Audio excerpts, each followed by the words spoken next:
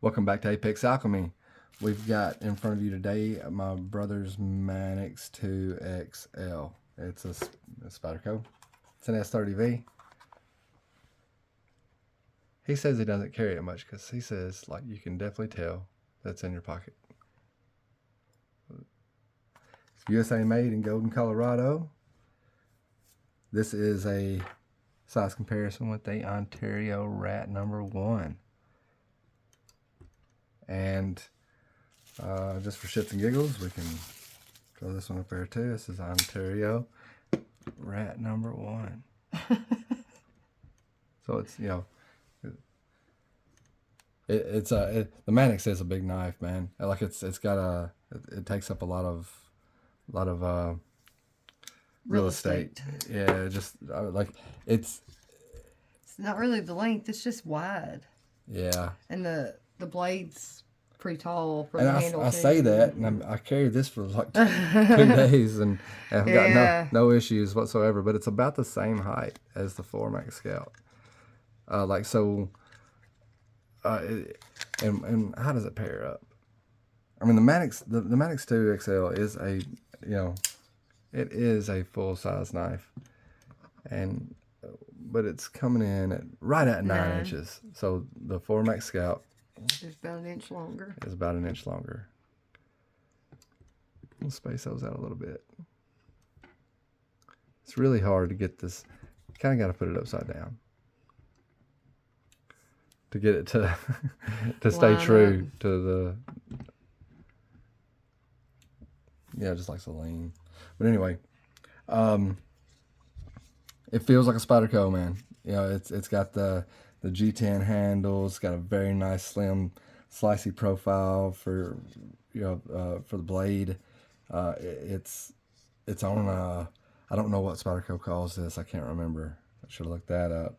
But it's on something that's very similar to an Axis lock, but it has a lot more tension. It's got a lot more tension. It's like spring loaded, and I can't manipulate it with one hand. It takes both hands for me. I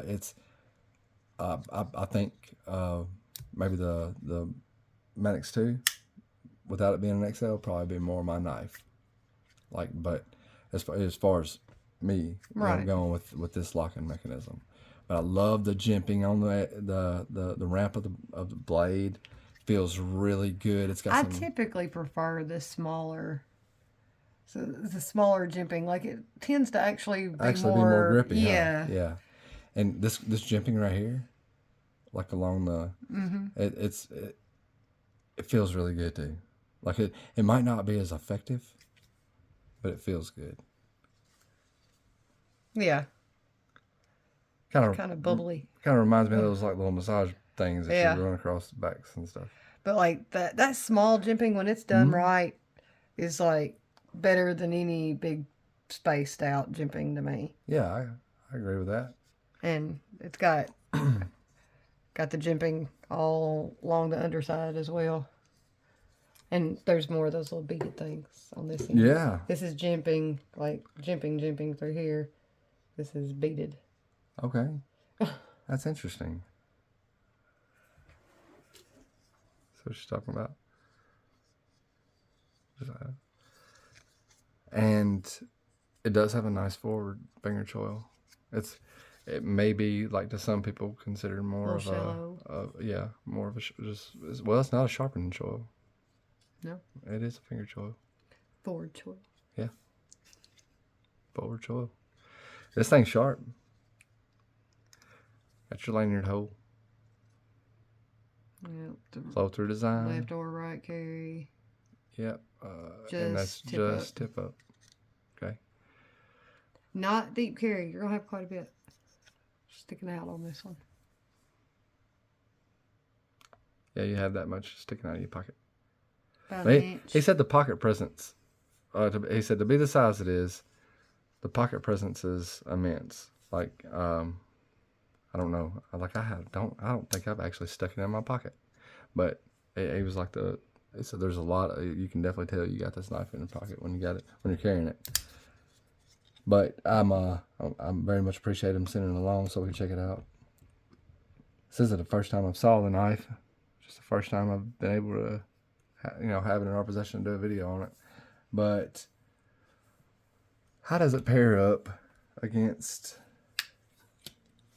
like, say, the paramilitary 2 in size?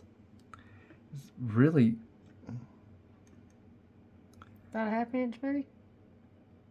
I'd say 3/4 of an inch. Okay. But I'm looking at it from over this way, so it is really hard to. But yeah, it's about halfway between this line and this line over here when you're looking at it straight on. But yeah, about 3/4 of an inch. It's quite a bit thicker actually. Yeah, you got a lot more blade. So like on the blade, you got 1, 2, 3, 3.5 inches of grind of cutting. Well, as far I was about 3 1/4. Okay, on the PM2. I don't PM2 is definitely lighter. What's this thing on the scale?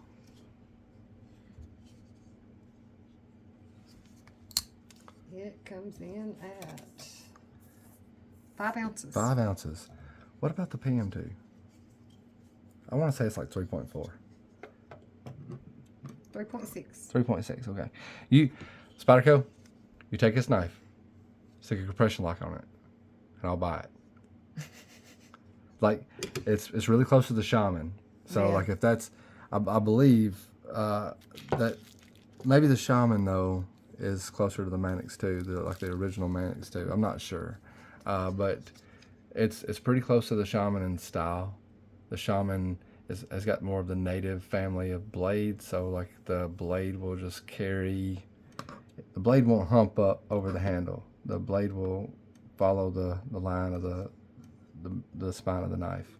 So it's a little bit different when it comes to blade shape and stuff, but obviously, like, it doesn't have that long pointy thing that the military family has going on with it.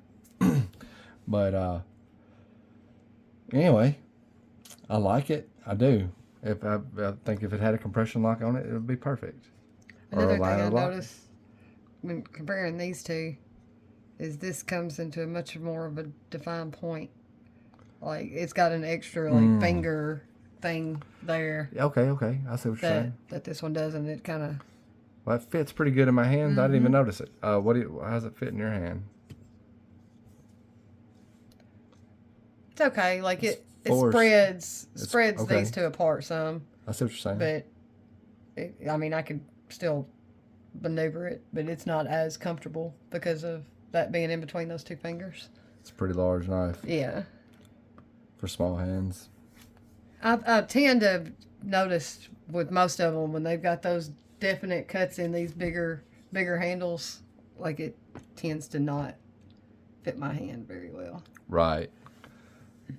That's the 562 up top, and you can definitely tell that it's much more of a knife than as far as size goes. It's gonna be hard to line up all those knives at that line, isn't it? But yeah. You could hold it up there though. Can't hold all three of them at once. No, but you compare one at a time. No doubt. God.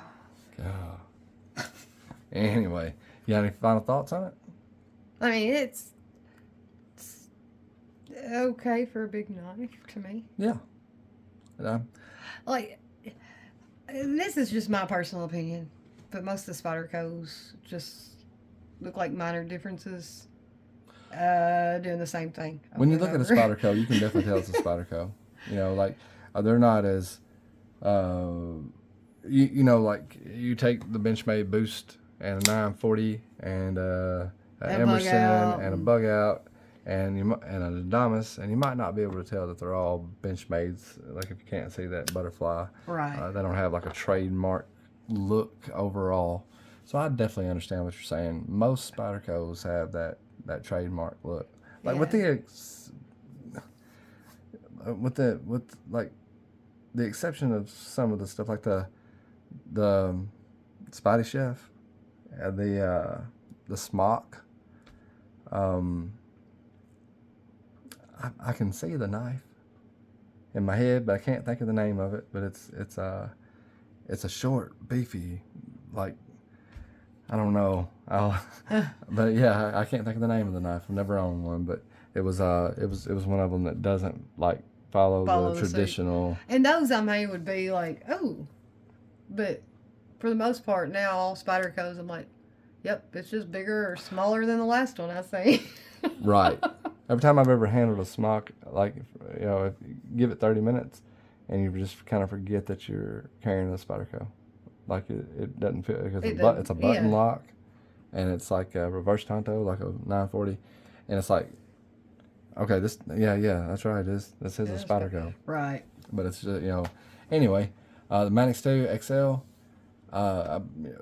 you got any questions, concerns, want to know anything specific? We've been more than happy to. Feedback? Yeah, any kind of feedback, that's fine too.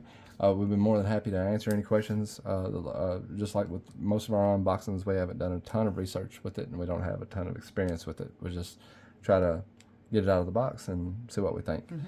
But you guys have a great rest of your afternoon. Thank you to every channel supporter, no matter how you support the channel.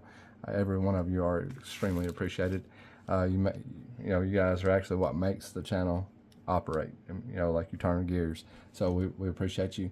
And until next time, we'll catch you on the flip side.